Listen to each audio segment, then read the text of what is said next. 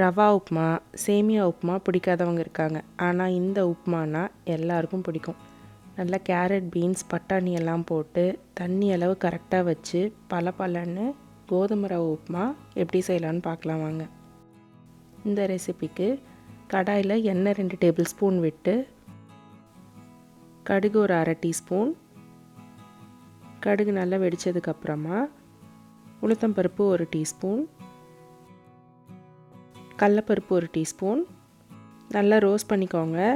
இந்த 3ம் கருகிடக்கூடாது, கருகிட்டால் உப்புமாவோட டேஸ்ட்டே மாறிடும். நல்லா செவந்த அளவுக்கு ரோஸ்ட் ஆனதுக்கப்புறமா வெங்காயம் 1 மீடியம் சைஸில் பொடி பொடியாக நறுக்கி சேர்த்துக்கோங்க. பச்சை மிளகா 2 கீரி சேர்த்துக்கோங்க. உப்பு 1 பிஞ்ச், பெருங்காயம் 1 பிஞ்ச். இப்போ வெங்காயம் நல்லா வதங்கணும்.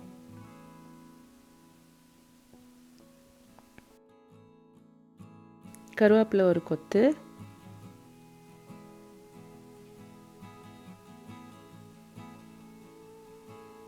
கேரட்டும் பீன்ஸும் நல்லா பொடி பொடியாக நறுக்கி ஒரு 1/2 கப் அளவுக்கு சேர்த்துக்கிறேன். வேக வச்ச பட்டாணி ஒரு 1/4 கப்.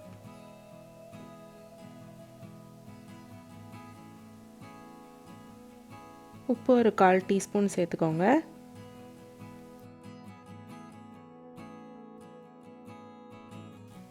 தண்ணி ஒரு 1/4 கப் விட்டு நம்மளுக்கு காயெல்லாம் வேகிற வரைக்கும் மூடி வச்சு குக் பண்ணுங்கள். இப்போ நம்மளுக்கு காயெல்லாம் நல்லா வெந்துருச்சு. தண்ணி ஒரு 2.5 கப் சேர்த்துக்கிறேன். இன்றைக்கி நம்ம ரவை 1 கப் எடுத்துக்கிறோம். 1 கப்புக்கு 2.5 கப் அளவு தண்ணி. உப்பு நான் ஒரு 1/4 டீஸ்பூன் சேர்த்துக்கிறேன். நீங்கள் கொதிச்சதுக்கப்புறம் கூட டேஸ்ட் பார்த்துட்டு சேர்த்துக்கலாம். உப்பு நமக்கு கரிக்கணும். மஞ்சள் பொடி ஒரு 1/4 டீஸ்பூன். அடுப்பு நல்லா ஹை ஹீட்டில் வைங்க. நல்லா கொதிக்கிறப்போ தண்ணி டேஸ்ட் பாருங்கள். நமக்கு உப்பு கரிக்கணும் தண்ணி. இப்போ கோதுமை ரவையை கொஞ்சம் கொஞ்சமாக சேர்த்துக்கலாம்.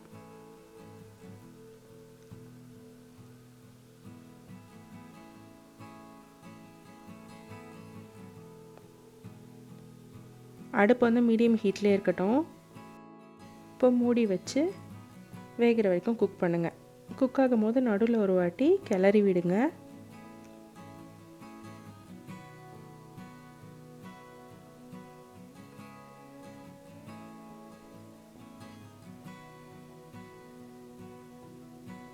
ஒரு 8லேருந்து 10 நிமிஷத்துக்குள்ளே உங்களுக்கு உப்புமா தயாராகிடும். அவ்வளோதான், செம்ம டேஸ்டான கோதுமை ரவை உப்புமா தயார்.